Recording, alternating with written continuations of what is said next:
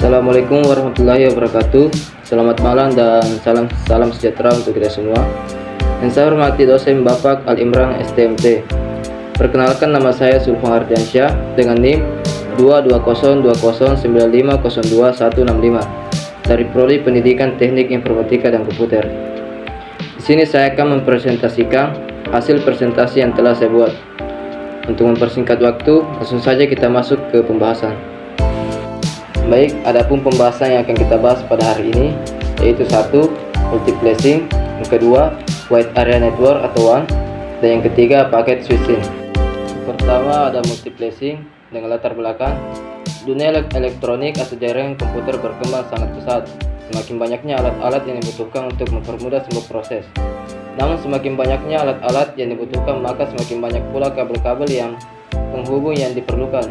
Sehingga di dalam dunia elektronik, telekomunikasi, dan jaringan komputer, kita membutuhkan sebuah multiplexing.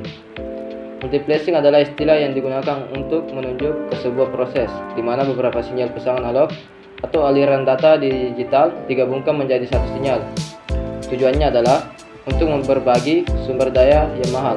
Contohnya, dalam elektronik, multiplexing mengizinkan beberapa sinyal analog untuk diproses oleh satu analog digital converter atau ADC. Dan dalam telekomunikasi, beberapa panggilan telepon dapat disalurkan menggunakan satu kabel. Dalam komunikasi, sinyal yang telah dimultiplex disalurkan ke sebuah saluran komunikasi yang mungkin juga merupakan medium transmisi fisik. Multiplexing membagi kapasitas saluran komunikasi singkat rendah menjadi beberapa saluran logit tingkat tinggi, masing-masing satu untuk setiap sinyal pesan atau aliran tayang ingin disalurkan. Sebuah proses kebalikannya dikenal dengan multiplexing dapat mengubah data asli di sisi. Pengertian multiplexing.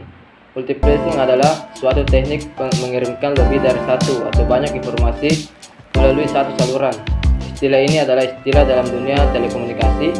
Tujuan utamanya adalah untuk menghemat jumlah saluran fisik, misalnya kabel, pemancar, dan penerima atau transceiver atau kabel optik. Multiplexing merupakan teknik menggabungkan beberapa sinyal untuk dikirimkan secara bersamaan pada suatu kanal transmisi, di mana perangkat yang melakukan multiplexing disebut multiplexer atau disebut juga dengan istilah transceiver atau MUX. Dan untuk di sisi penerima, gabungan sinyal-sinyal itu akan kembali dipisahkan sesuai dengan tujuan masing-masing. Proses ini disebut dengan multiplexing. Contoh, kabel maupun menggunakan media utara atau wireless atau radio. Sebagai contoh, satu helai kabel optik Surabaya sampai Jakarta bisa dipakai untuk menyalurkan ribuan percakapan telepon. Idenya adalah bagaimana menggabungkan ribuan informasi percakapan atau voice yang berasal dari ribuan pelanggan telepon tanpa saling mencampur satu sama lain. Inilah contoh gambar multiplexing. Aplikasi multiplexing yang umum adalah dalam komunikasi long haul. Media utama pada jaringan long haul berupa jalur gelombang mikro atau koaksial atau serat optik berkapasitas tinggi. Jalur-jalur ini dapat memuat transmisi data dalam jumlah besar secara simultan dengan menggunakan multiplexing. Pada gambar di bawah ini menggambarkan fungsi multiplexing dalam bentuk yang paling sederhana. Terdapat input N untuk multiplexer. Multiplexer dihubungkan ke demultiplexer melalui sebuah jalur tunggal. Saluran tersebut mampu membawa N channel data yang terpisah. Contohnya pada gambar di bawah ini. Jenis teknik multiplexing. Teknik multiplexing yang umum digunakan adalah A. Time division atau multiplexing atau TDM, Synchronous TDMI, Asynchronous TDMB. B. Frekuensi division multiplexing atau FDM. C. Kode division multiplexing atau CDM. Bagian A. Time division multiplexing. Secara umum TDM menerapkan prinsip penggiliran waktu pemakaian saluran transmisi dengan menganalogasikan satu slot waktu atau time slot bagi setiap pemakai saluran atau ser. TDM yaitu terminal atau channel pemakaian bersama kabel yang cepat, dengan setiap channel membutuhkan waktu tertentu secara bergiliran atau round robin templating.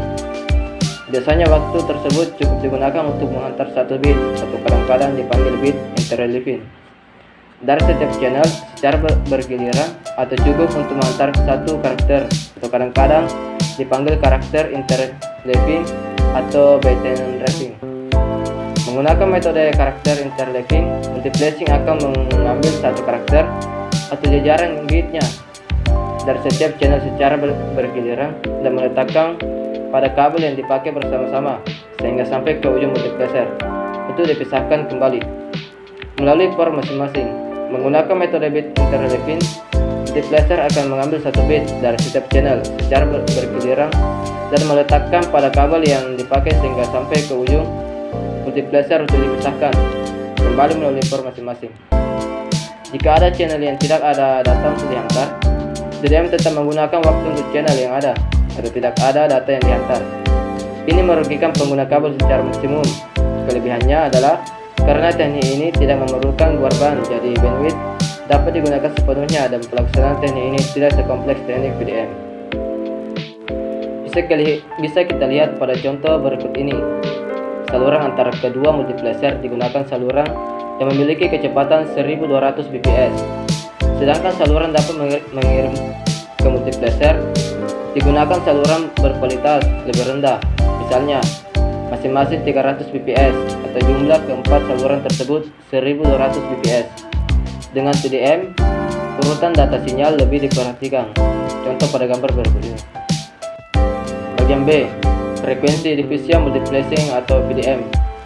Prinsip dari PDM adalah pembagian bandwidth saluran transmisi atas sejumlah kanal dengan lebar pita frekuensi yang sama atau berbeda, di mana masing-masing kanal dialokasikan ke pasangan entitas yang berkomunikasi. Contoh pada aplikasi PDM ini yang populer pada saat ini adalah jaringan komunikasi seluler seperti GSM atau Global System Mobile yang dapat menjangkau jarak 1000 meter sampai dengan 30 km.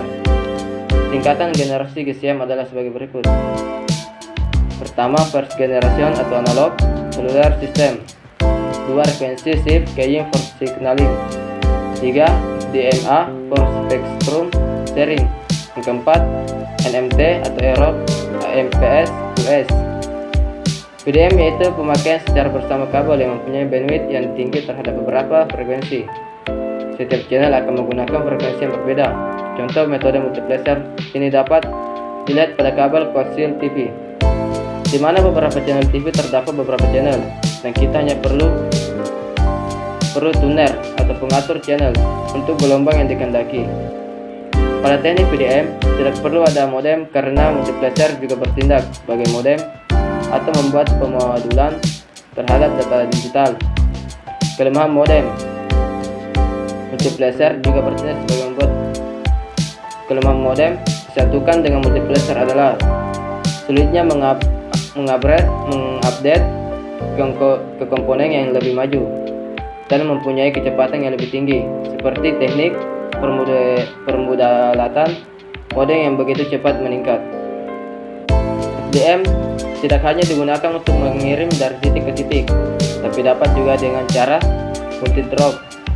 Atau dengan cara ini, setiap penerima hanya mengambil sinyal data sesuai dengan frekuensi yang sudah ditentukan, dan data yang lain diteruskan ke tujuan bersangkutan. Setiap kanal telah diberikan pada terminal tertentu. Jika terminal tersebut tidak mengirimkan data, maka kanal itu tidak berfungsi. Contoh pada gambar di bawah ini. Bagian C, kode diffusion multiplexing atau CDM. Kode diffusion multiplexing atau CDM dirancang untuk menanggulangi kelemahan-kelemahan yang dimiliki oleh teknik multiplexing sebelumnya, yakni TDM dan PDM, seperti gambar di bawah ini. Tujuan dan keuntungan multiplexing.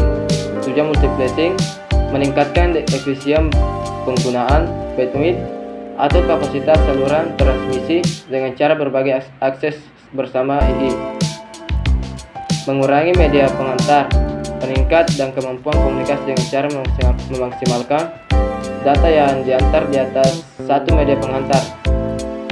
meminimalisir biaya transmisi data dengan cara mengurangi pengguna satu media penghantar antar komputer host dan terminal, membantu berbagi koneksi pada sebuah mesin, memetakan banyak koneksi pada sebuah tingkatan antar sebuah koneksi dengan lainnya. Sedangkan keuntungan pada multiplexing, komputer host hanya butuh satu port input atau output untuk banyak terminali. Hanya satu line transmisi yang dibutuhkan, menghemat biaya penggunaan saluran komunikasi, memanfaatkan sumber daya seefisien mungkin. Kapasitas terbatas dari saluran telekomunikasi digunakan semaksimum mungkin.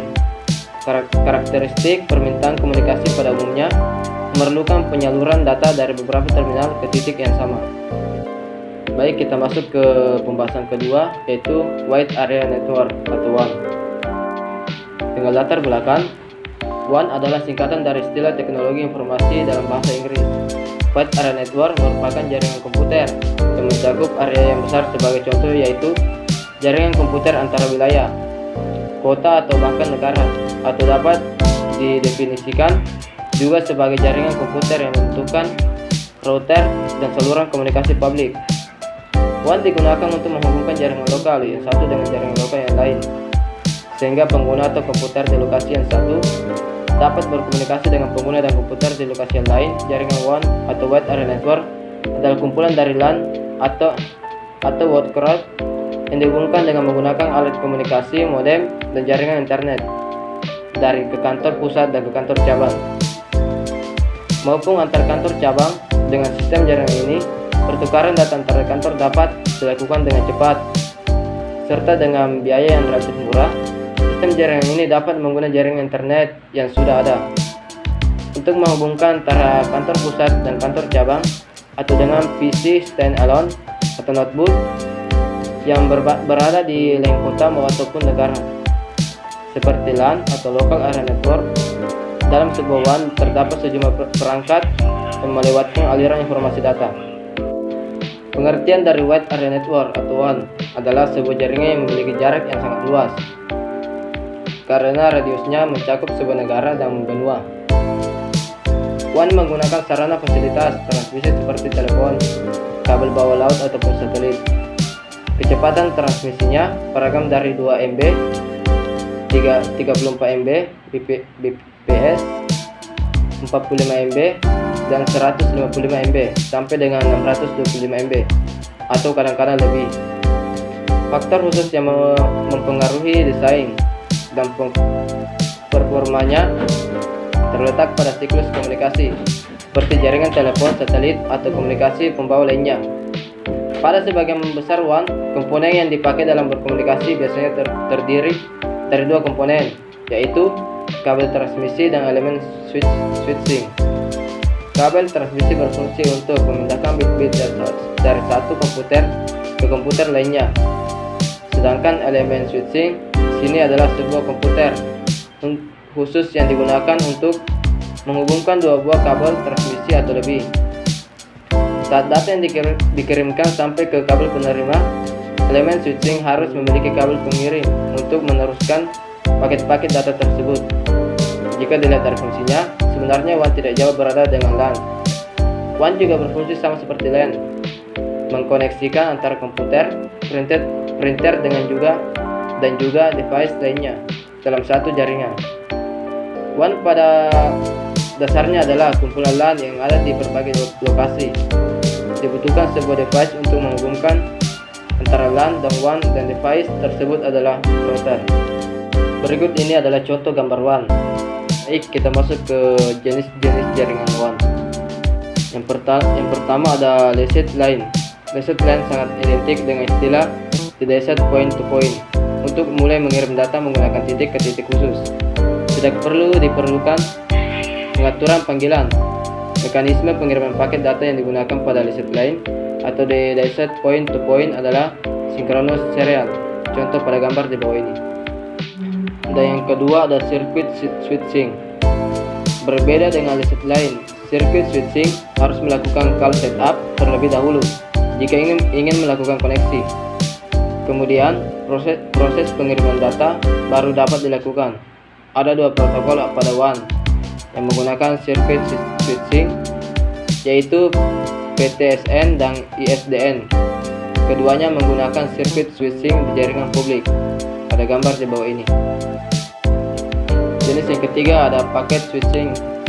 Packet switching adalah perpanjangan dari reset line dan secara mekanis sinkron serial. Tujuan adanya packet switching adalah untuk membagi bandwidth dengan pengguna lain. Pembagian bandwidth dilakukan agar koneksi dalam aliran data menjadi lebih stabil. Cara menstabilkan koneksi adalah dengan mengatur bandwidth sesuai penggunaan. Contohnya pada gambar di bawah ini.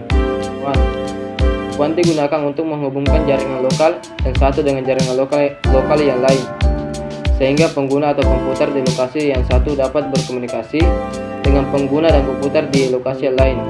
Selain itu, WAN juga digunakan untuk menghubungkan LAN dan jenis-jenis jaringan bersama-sama, sehingga pengguna dan komputer di satu lokasi dapat berkomunikasi dengan pengguna dan komputer di lokasi lainnya. Banyak WAN dibangun untuk satu organisasi tertentu dan swasta. Baik, kita lanjut ke pembahasan ketiga, yaitu packet switching. Pengertian packet switching. Packet switching adalah metode transfer data antar jaringan dalam bentuk paket. Tujuannya untuk meminimalkan latensi transmisi jaringan yang mempercepat proses transfer. Melalui metode ini, semua data yang dipecah menjadi potongan-potongan kecil dengan panjang variabel yang sering disebut paket. Saat pengguna mengirim sebuah file melalui jaringan, dokumen akan ditransfer dalam beberapa paket data yang lebih kecil dan tidak utuh. File tersebut akan dibagi menjadi beberapa paket berbeda dengan header yang berisi akan alamat IP asal, alamat IP tujuan, dan jumlah paket di setiap data. Setiap bagian dari paket yang terbagi tadi berisi informasi alamat IP yang mengidentifikasi perangkat pengirim dan penerima data. Dengan menggunakan alamat ini, switch jaringan dan router akan menentukan cara terbaik untuk mentransfer paket antar hop di jalur ke tujuannya. Pada perangkat tujuan, semua bagian paket akan terpasang kembali ke file yang sama secara otomatis tanpa adanya campur tangan manusia. Semua paket yang ditransfer melalui metode packet switching umumnya diarahkan dari perangkat sumber ke tujuan melalui switch dan router. Contoh pada gambar di samping ini. Kita masuk ke cara kerja packet switching. Packet switching menggunakan teknik store and forward. Saat melakukan switching paket, hop akan menyimpan paket itu lalu meneruskannya ke perangkat tujuan. Teknik ini dapat bermanfaat karena paket dapat menghapus dari satu hop karena alasan tertentu.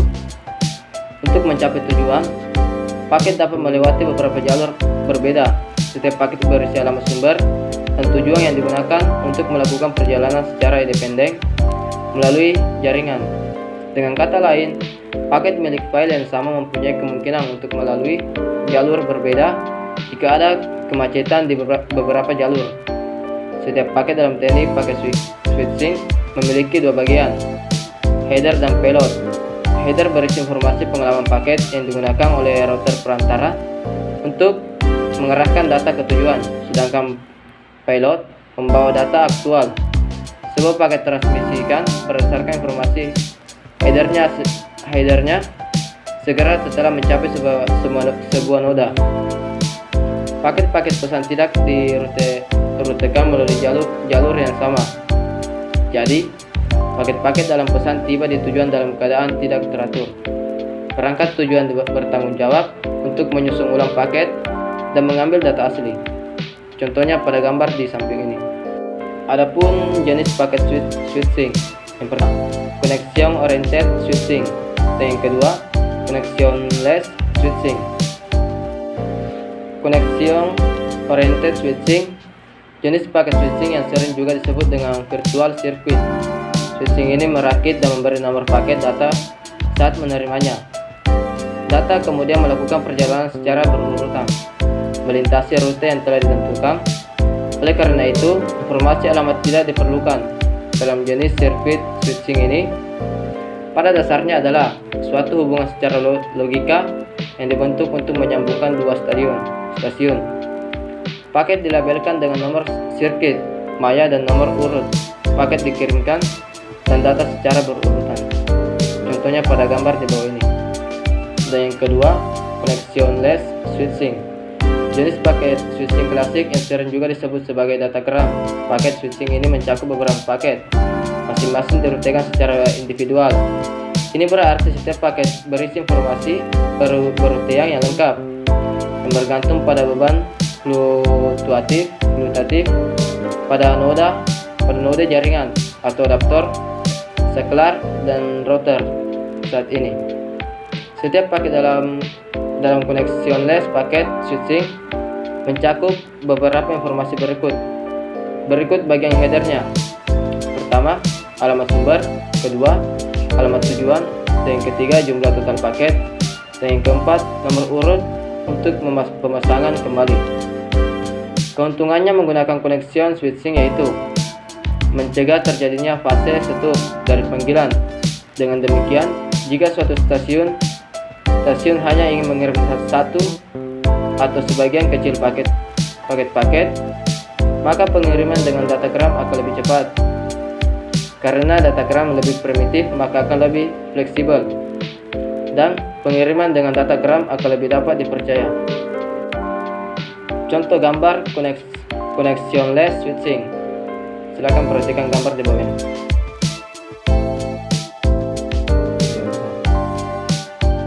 Baik, itulah tadi presentasi yang dapat saya sampaikan pada hari ini.